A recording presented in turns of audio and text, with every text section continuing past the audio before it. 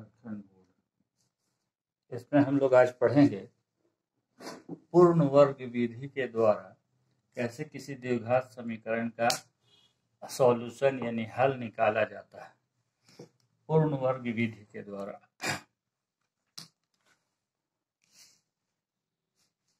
Mathematics रोज channel है, please आप Hindi medium विद्यार्थी जो भी हैं वो लाइक कीजिएगा, सब्सक्राइब कीजिएगा और पूरा वीडियो देखिएगा।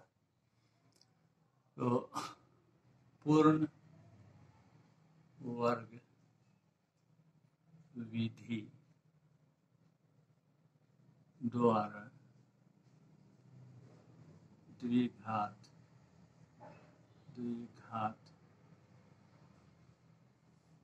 समीकरण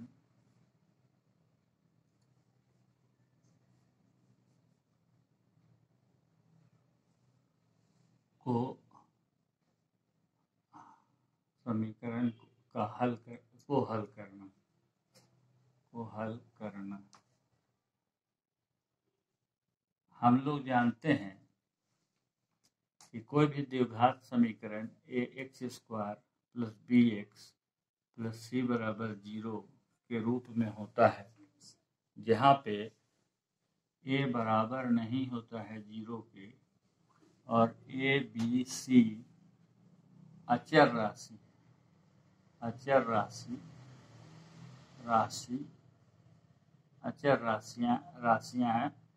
हैं। अचर राशि मतलब इसमें फिक्स्ड है, घटे बढ़ेगा नहीं। तो इसमें चर राशि जो जिसका मान निकालना होता है वो x है। तो कोई जरूरी नहीं है कि द्विघात समीकरण सारा x का हो, हो सकता है कि वो y का भी हो या z का भी हो, t का भी हो। तो मान लेते हैं एक द्विघात समीकरण को ले लेते हैं, एक उदाहरण से भी लेते हैं, हल करें। देखिए क्वेश्चन है 9x² - 15x + 6 = 0। ये है समीकरण जिसमें हमको इसको हल करना है पूर्ण वर्ग विधि के द्वारा। तो देखिए इसका हल, इसमें 9x² - 15x + 6 = 0। इसको समीकरण 1 मान लेंगे। x² का गुणांक यहाँ 9 है, तो x² के गुणांक से समीकरण 1 के दोनों ओर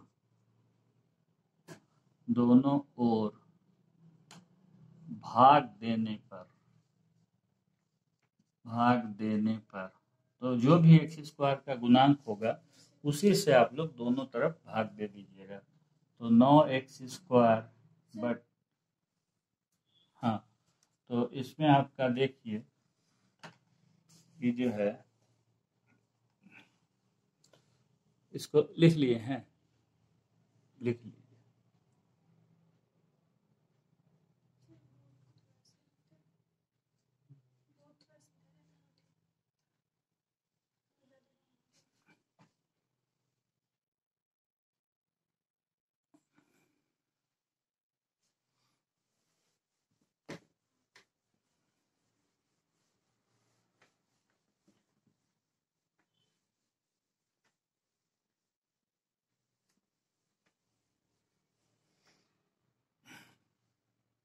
अब यहाँ पे देखिए 9x² - 15x में 9 से यहाँ भागा दिए और फिर माइनस यहाँ लिख दिए 15x/9, फिर + 6/9 = 0।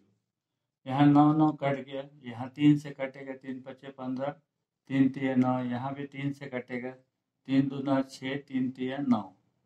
तो यहाँ x² - 5/3x + 2/3 = 0 आ गया।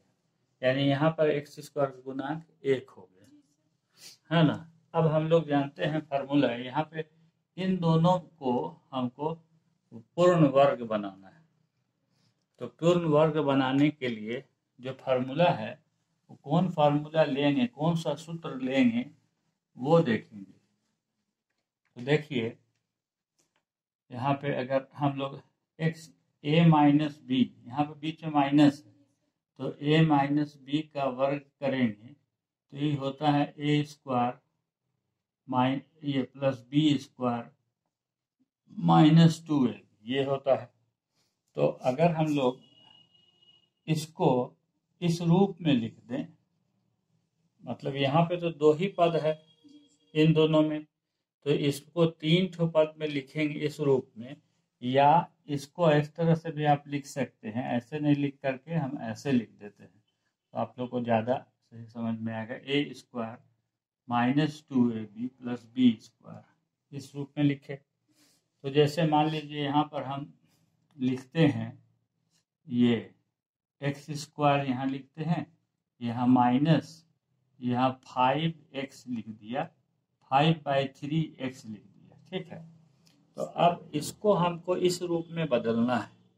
इस रूप में बदलने के लिए हमको करना क्या होगा, एक्स स्क्वायर तो लिखे और यहाँ 2 है तो यहाँ अपने से 2 से गुना कर दिए, और यहाँ 5/3 है तो 3 में 2 से गुना कर दिए, क्योंकि यहाँ 2 से ऊपर गुना किए हैं तो 2 से नीचे भी गुना किए, इंटू एक्स कर दिया, तो इतना हो गया। इसका मतलब क्या हुआ कि एक्स स्क्वायर माइनस 2, एक्स को 2 इंटू एक्स को पहले लिख दिए और 5/6 आ गया, ठीक है, 5/6 आ गया। तो b के जगह में क्या आ रहा है, b के जगह में आ जा रहा है 5/6।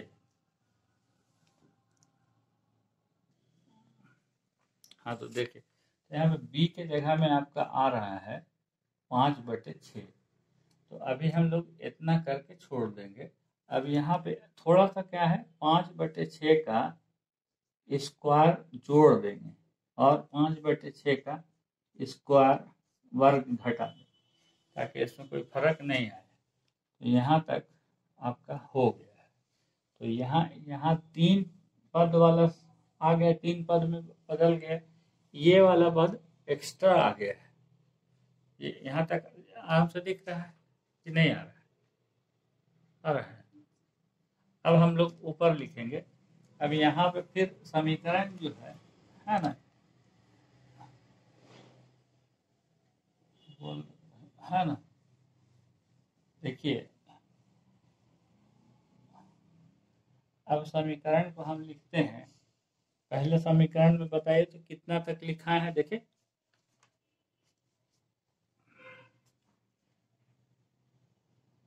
हाँ, समीकरण हम लोग का ये था x square minus 5/3 x plus 2/3 बराबर 0, इतना था।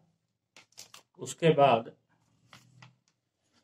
यहाँ ये दोनों को हमने इस दोनों का यही चीज है, ये चीज, इसके जगह में इतना लिखना है। तो इसके जगह में हम लोग लिखेंगे समीकरण में x square minus 2 into x into 5/6 plus 5/6 का स्क्वायर माइनस 5/6 का होल स्क्वायर, और इसका ये वाला पद को लास्ट में लिख देंगे प्लस 2/3 बराबर 0। यही यहाँ पर समझना होता है कि b कैसे निकालना है। इधर लिखा गया है जी सर। अब हम लोग लिखेंगे यहाँ से यहाँ तक जो है वो देखिए A square minus 2ab plus B square के रूप में है, तो इसको a माइनस बी का होल स्क्वायर लिखेंगे, यानी x माइनस 5/6 का होल स्क्वायर लिखेंगे, और इसको हम लोग 25/5 का स्क्वायर और 6 का स्क्वायर 36 प्लस 2/3 बराबर 0 लिख देंगे। इतना हो गया। अब यहाँ पे इस सब नंबर को हम लोग राइट हैंड साइड में इधर ले जाएं, दाहिने पक्ष में x माइनस 5/6 का होल स्क्वायर बराबर 25/36 माइनस है तो ये प्लस हो जाएगा और प्लस है तो ये माइनस हो जाएगा। कितना हो गया? इसके नीचे आ जाएगा। अब x माइनस 5/6 का होल स्क्वायर, अब यहाँ 36 ले लेंगे, इसका लघुत्तम समापवर्तक, ये एलसीएम होगी 25, यहाँ 3 से भागा दीजिएगा तो 12 3 36, 12 दूना 24, तो ये 24 हो गया। इससे घटाइए तो यहाँ पे 1 आ रहा है, 1/36 आ रहा है, इतना। इधर लिख लिए ही वाला ही। अब यहाँ पे देखिए,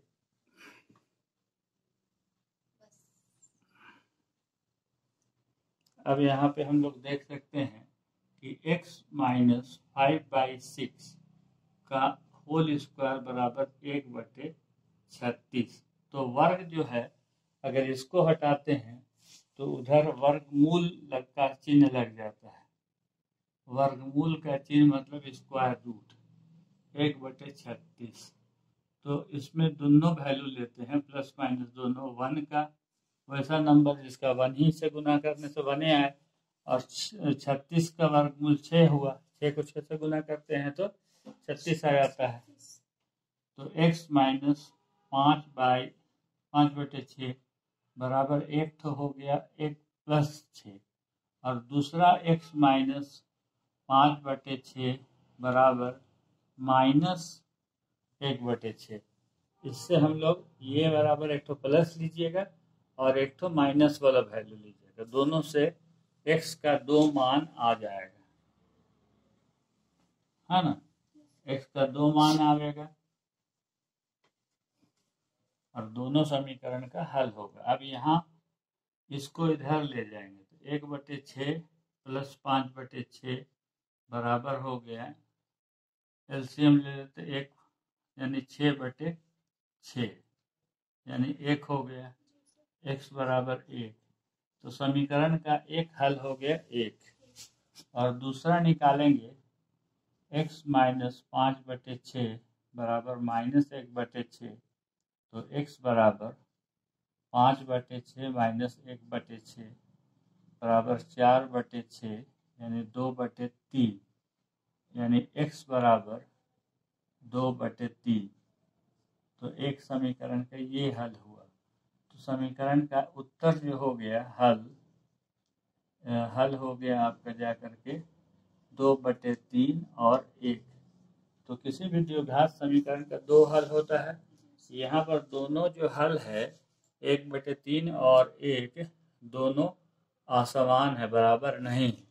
तो इसका मतलब है कि D जो है विविधकर जो होता है द्विघात समीकरण का, वो बड़ा है 0 से।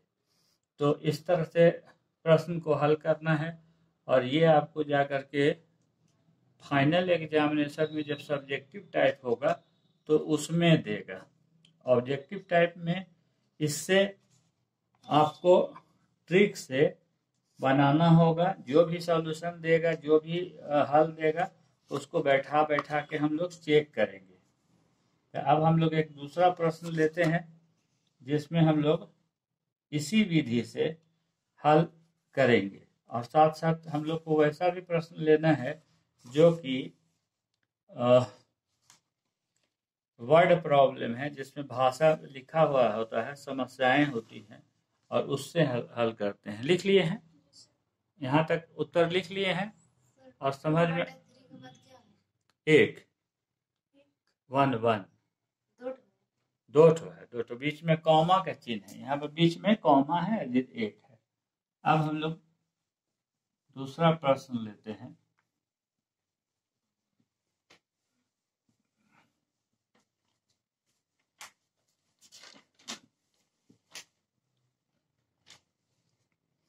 जैसे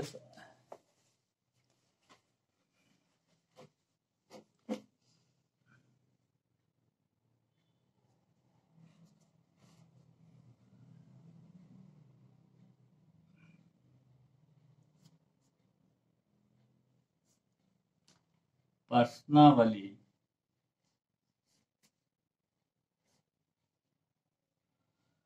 चार दशमलव तीन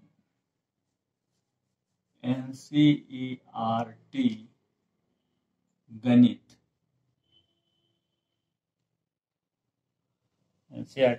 का पहला प्रश्न है क्वेश्चन नंबर 1, जिसमें दिया हुआ है यदि निम्नलिखित द्विघात समीकरणों के मूलों का अस्तित्व हो, यानी मूल हो, तो उन्हें पूर्ण वर्ग विधि के द्वारा ज्ञात कीजिए, हल ज्ञात कीजिए। ठीक है, तो पहला है आपका 2x square minus 7x plus 3 बराबर 0। तो इसका हल निकालना है, पहले देखेंगे इसका हल है या नहीं। तो अगर मान लेते हैं ax square plus bx plus c बराबर 0, इस रूप में मानक रूप, इसमें d होता है b स्क्वायर माइनस 4ac को d कहते हैं, और d होता है विवित कर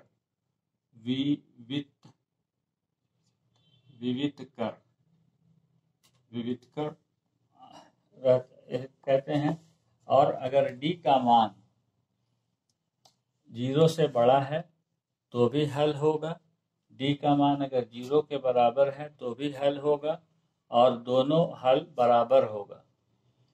और d का मान अगर 0 से बड़ा है तो दोनों हल बराबर नहीं होगा, और d का मान अगर ऋणात्मक है तो हल नहीं होगा। तो d का मान अगर 0 से बड़ा है, ये बड़ा है का चिन्ह है, इसको कहते हैं हम लोग बड़ा है। तो अगर d का मान यानी b स्क्वायर माइनस 4ac यानी विविध कर बड़ा होगा 0 से, तो द्विघात समीकरण का हल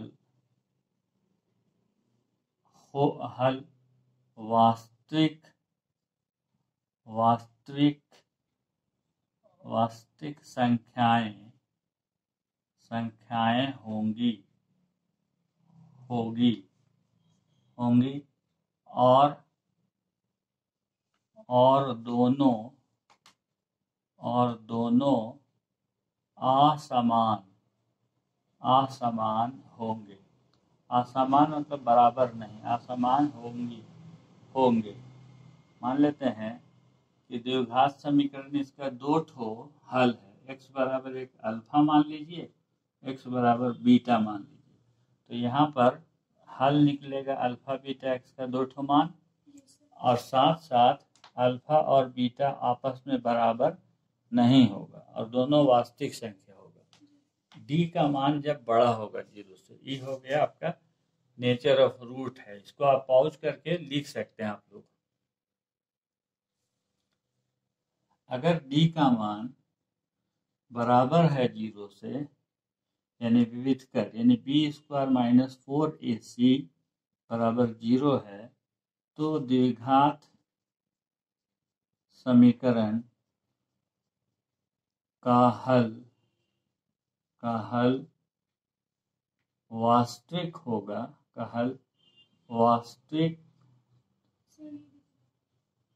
तो द्विघात समीकरण का हल जो है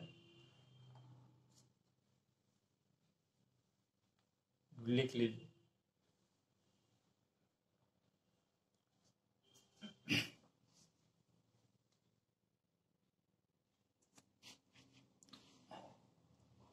d अगर बराबर है 0 के, यानी b स्क्वायर माइनस 4ac बराबर 0 के है, यानी b स्क्वायर बराबर 4ac है, तो हल वास्तविक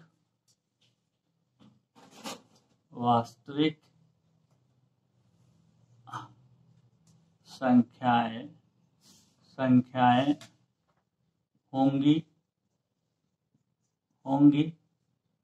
और हल समान होंगी। समान मतलब बराबर, समान होंगी, यानी अल्फा और बीटा x का दोनों मान उस समय बराबर होगा। हाँ, और तीसरा है, ये दूसरा कंडीशन था।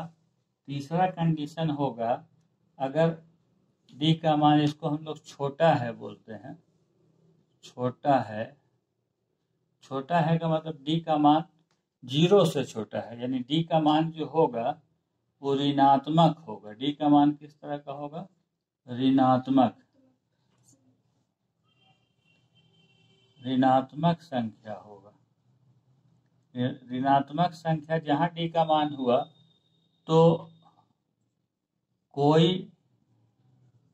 वास्तविक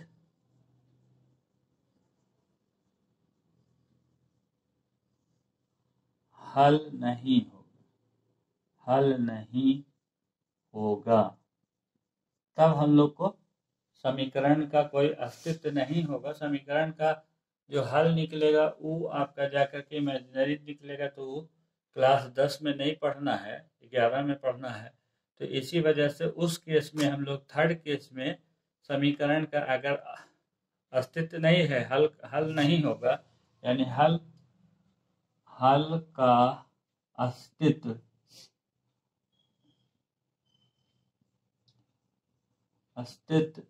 नहीं होगा। तो हल का अस्तित्व तब नहीं होगा जब डी का मान जो है, यानी बी स्क्वायर माइनस 4ac का मान कैसा हो जाएगा? नेगेटिव। ऐसे करके साइन लिख दिए हैं नेगेटिव को, तो नेगेटिव होगा तो कोई भी हल नहीं निकलेगा।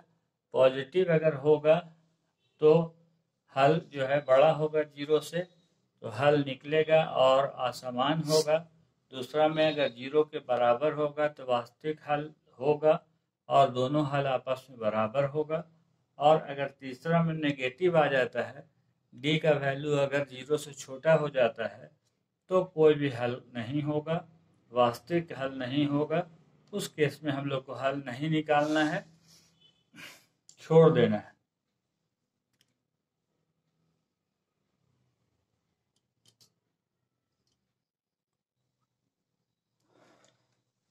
तो अब हम लोग ए यहाँ पे देखते हैं, ए बराबर 2 है, बी बराबर -7 है, सी बराबर 3 है। तो डी बराबर बी स्क्वायर माइनस 4ac होता है। तो बी की जगह में -7 का स्क्वायर 4 इंटू 2 इंटू 3 हो गया। डॉट का मतलब इंटू है। -7 का स्क्वायर 37 49 होगा और स्क्वायर में माइनस हट जाता है, और यहाँ 8 या 24 हो गया। इसको घटाने से 25 आ रहा है, यानी डी का मान 25 आ रहा है, यानी बड़ा है 0 से। इसका मतलब हल होगा, हल होगा। और साथ साथ हल होने के बाद भी दोनों अल्फा बीटा एक्स का दोनों मान जो है अलग अलग होगा, ये भी बता रहा है ना। अब हम लोग इसको पूर्ण वर्ग विधि से x का मान निकालेंगे। पहले इसको आप लोग लिख लीजिए यहाँ तक। इसके बाद जो पूर्ण वर्ग की विधि है उसी अनुसार इसका हल निकाल देंगे। पूर्ण वर्ग विधि में ही बच्चे लोग को थोड़ा सा दिक्कत होता है।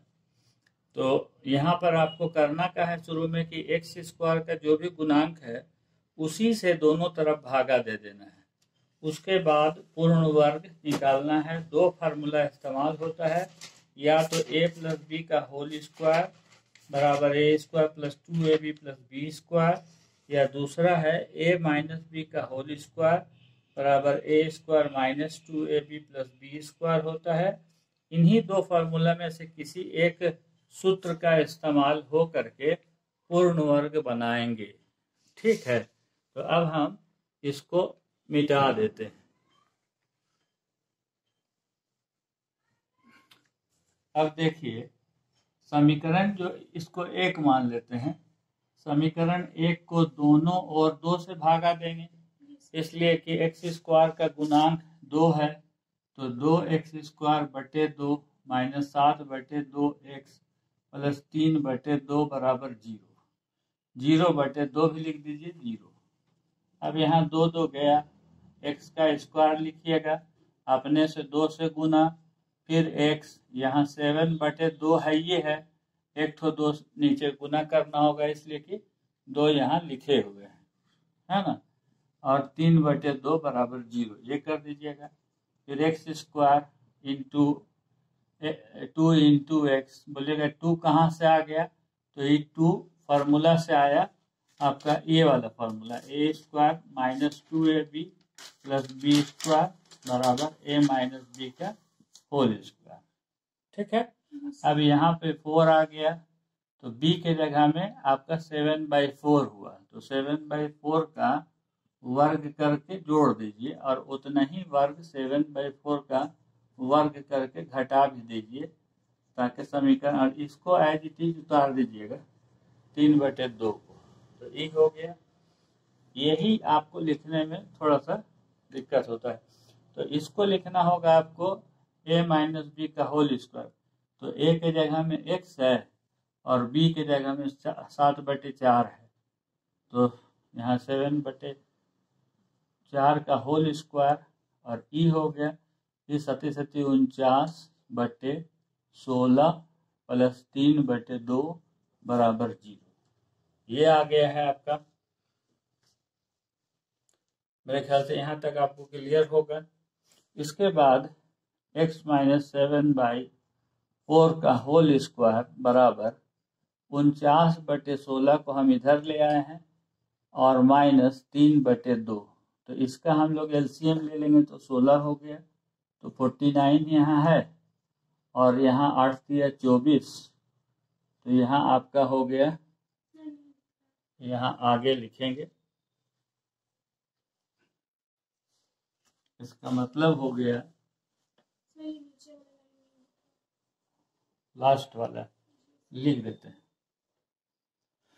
तो यहाँ पर देखिए, इसके बाद x माइनस 7/4 का होल स्क्वायर बराबर 49/16 माइनस 3/2 बराबर आपका हो रहा है 49 माइनस 24/16 बराबर 25/16, ये आ जा रहा है। अब x माइनस 7/4 का वर्ग बराबर 25/16, इसलिए इधर हो गया है, तो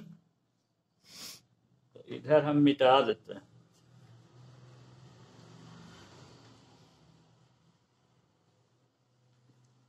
तो इसको देखिए, यहाँ पे 25/16 हुआ, यहाँ वर्ग है, इधर जाएगा तो वर्गमूल में बदल जाएगा, यानी स्क्वायर रूट ले लेंगे 25/16 का, और चिन्ह देंगे प्लस माइनस दोनों, है ना, इसलिए कि प्लस भी गुना होके प्लस से प्लस होता है, और माइनस भी गुना होके माइनस से प्लस होता है। तो 25 का वर्गमूल 5 हुआ, वर्गमूल मतलब स्क्वायर रूट, 5 को 5 से गुना करते हैं तो 25, और 16 का हो गया 4, तो x माइनस 7/4 बराबर प्लस माइनस 5/4 हो रहा है, तो इससे दो समीकरण निकलेगा, एक x माइनस 7/4 बराबर 5/4, और दूसरा और करके लिख रहे हैं x माइनस 7/4 बराबर माइनस 5/4, 5/4 ये हो गया, माइनस 5/4 एक ठो। अब इससे x का मान निकालेंगे, तो इधर इसको ले जाते हैं, तो x बराबर हो जाएगा 7/4 प्लस 5/4 12/4 बराबर 3, तो x का एक हल निकल गया 3, और दूसरा x का हल निकलेगा 7/4 माइनस 5/4, तो x बराबर 7 माइनस 5 तो 2/4, तो x बराबर 1/2, तो हल जो हुआ इसमें एक ठो 1/2 है, एक ठो 3 है, तो छोटा वाला को हम पहले लिख रहे हैं, ऐसे आपकी मर्जी है कि आप किसी को भी लिख सकते हैं। तो इसको ये विधि से हम लोग हल किए हैं, इसको हम लोग पूर्ण वर्ग विधि बोलते हैं। इस विधि से भी हम लोग समीकरण का हल निकाल सकते हैं। तो एक ठो वर्ड प्रॉब्लम देखा जाए।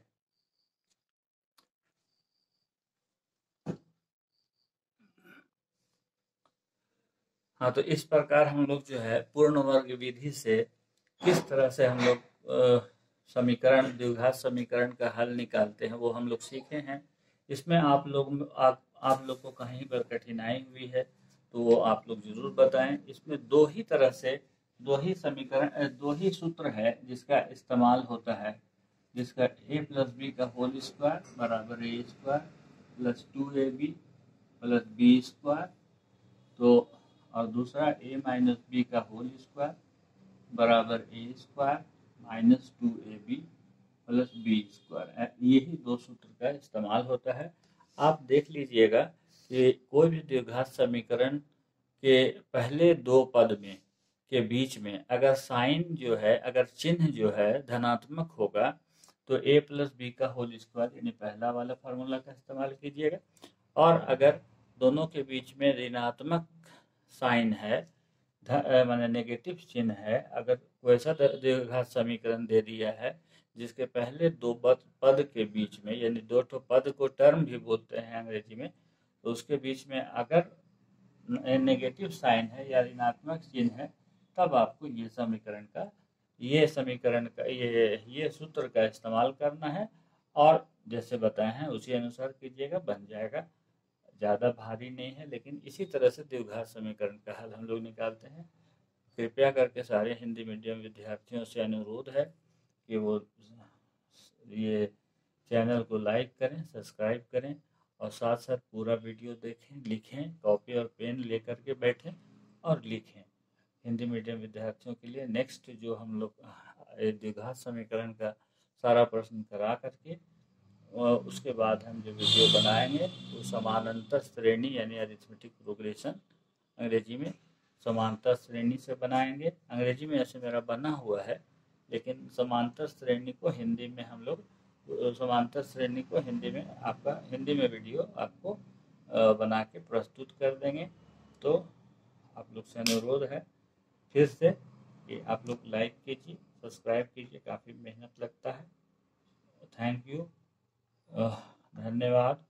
मैथमेटिक्स ग्रोथ में आप लोग का हमेशा स्वागत है और हमारे विद्यार्थी अच्छा मार्क्स लाएं।